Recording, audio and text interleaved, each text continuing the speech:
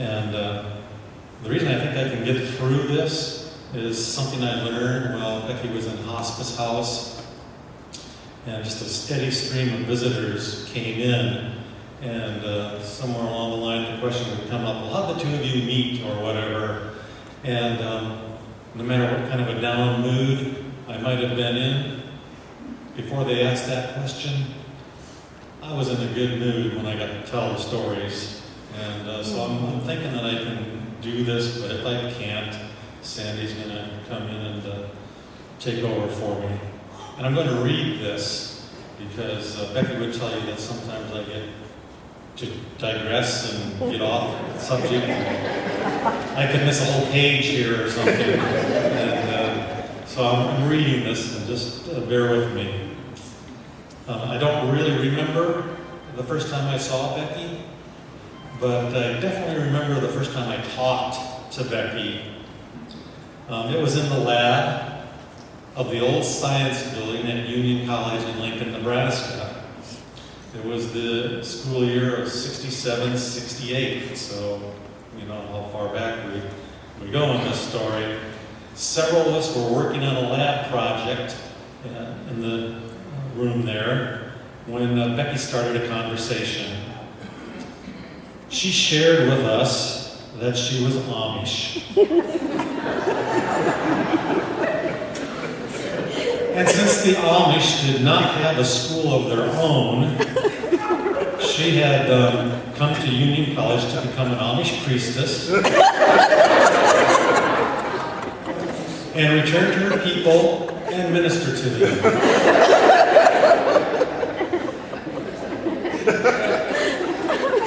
If I had looked around the room then, like I am now, I might not have been quite so clueless. I probably would have seen some smiles and some smirks. But I couldn't take my eyes off of Becky.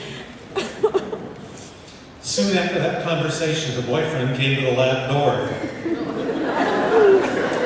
And she left. I must have been fresh off the farm, because I went back to the dorm and asked everyone if they knew Becky March, the Amish girl.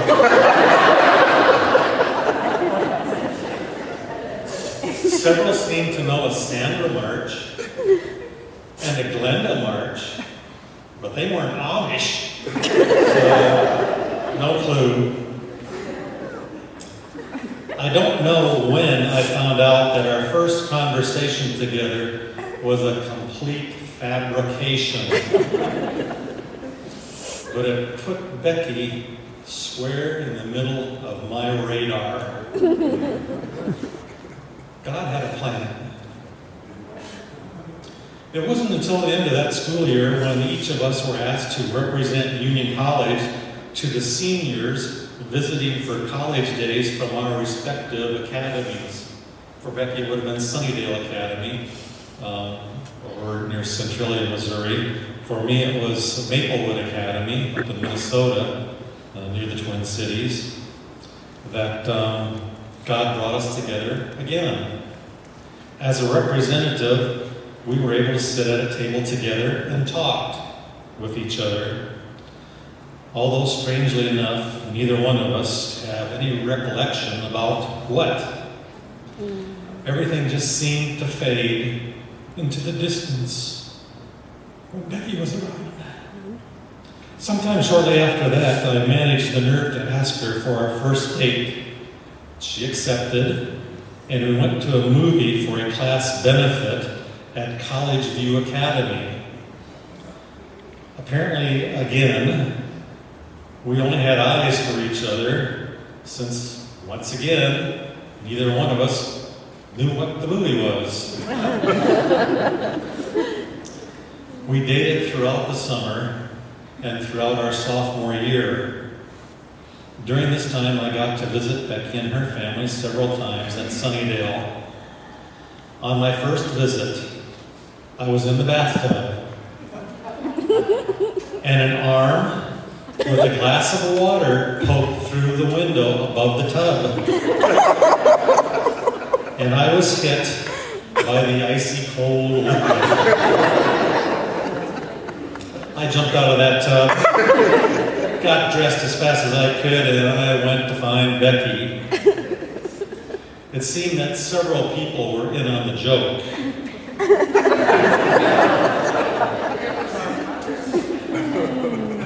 Don't take the punchline from me.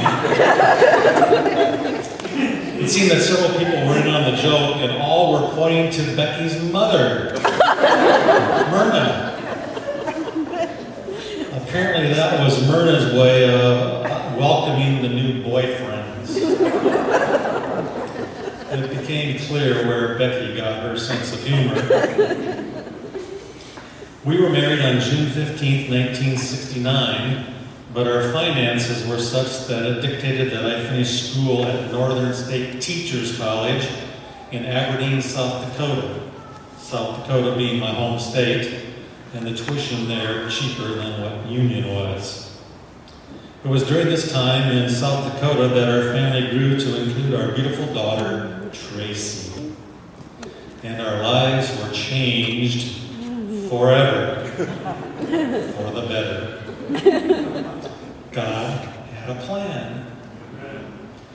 I completed my schooling after doing 9 weeks of student teaching to the 1970-71 school year.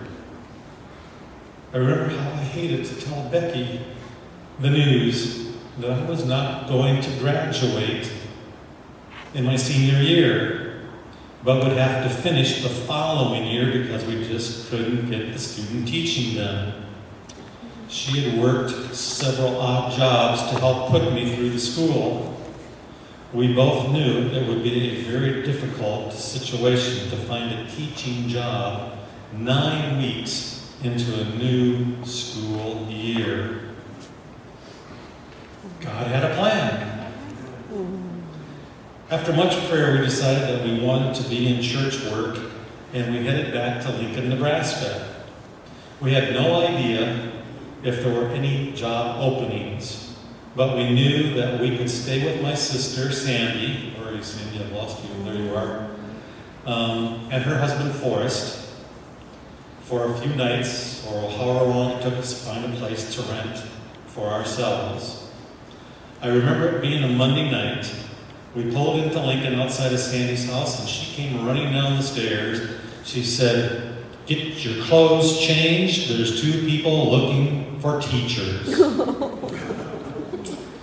7:30, okay? 7 o'clock we get to town, 7:30. I'm up at the college talking to Charles Case, who was the superintendent of the conference at that time, about a job at Shawnee Mission.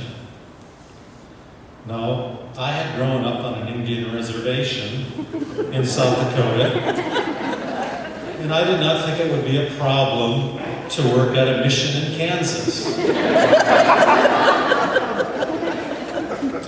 Needless to say, Vicki and I were both shocked when we found out Shawnee Mission was a suburb of Kansas City. Also, years later, I would find out that it was Becky who actually got me the job at Midland. Candy Sullivan, who's here someplace, I think. Where are you, Candy? Back there, okay. And Rose Drake were on the school board at the time. And it was Rose Drake that shared this story with me as they were on this later when what happened at the school board. During the discussion, Rose Drake said, "I don't know Keith Vollmer from any of the other applicants, but I know Becky. If he's good enough for Becky March, he's got to be okay." God had a plan. We were immediately made to feel at home at Midland. Parents and staff provided food and friendship. The students were cooperative and caring. A new teacher could not have asked for a better start. And Midland would become our home for the next 40 plus years. God had a plan. Thanks to a New Haven church member, Mrs. Airy, who at the time I believe was the head of medical transcription at Shawnee Mission Hospital, Becky became a medical transcriptionist. During her 35 years as a transcriptionist, she would type for nearly every type of doctor, at least it seems like it. Orthopedic, neurology, oncology, nephrology, cardiology, rheumatology, pulmonary, OBGYN, neurosurgery, and plastic surgery. Many of those jobs allowed Becky the freedom of doing the typing at home. This allowed her to be a stay-at-home mom, since our family had grown to 4 with the birth of our son, Adam. Again, changing our lives forever with the addition of our very own Adam Bomb.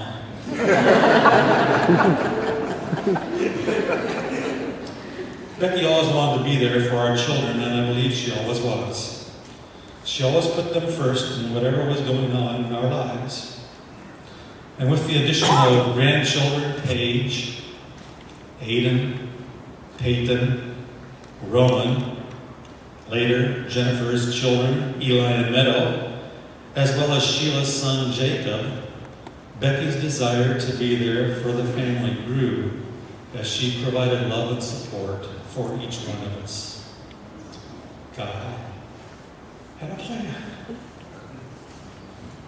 Setting her own hours also gave her the ability to work on artistic endeavors and projects around the house. In 2004, on a visit to my brother Ken and Linda's home in Lincoln, Nebraska, Linda showed Becky some painted furniture that she had purchased. They would go down to a boutique, see some more furniture there, and along with Carl's painting, these things inspired Becky to continue a passion for painting that she pursued throughout her life. During all those years, Becky was also actively involved in school and church activities. She assisted and led out in the children's division of New Haven Church for over 20 years. She often helped me at Midland by going on class trips, assisting with class benefits, social activities, and as a girls' sponsor on several trips to Broken Arrow Camp. Our familiar routine would drastically change in 2009 when it was discovered that Becky had breast cancer. And so began our 7-year battle with this terrible disease, a struggle that ended on October 7, 2016, but not before we experienced much love and encouragement from family, friends, and church members. Thanks to Martha and Terry Maddox, we were introduced to a juicing regimen nearly 2 years ago that allowed Becky to lose over 50 unwanted pounds, strengthen her immune system, give her energy, and greatly improve her quality of life. Thank you both for your loving thoughtfulness. God had a plan. Throughout this struggle, Becky remained firm in her love and trust in the Lord, constantly praying that one day she and her family would be reunited in God's heavenly home. God has a plan.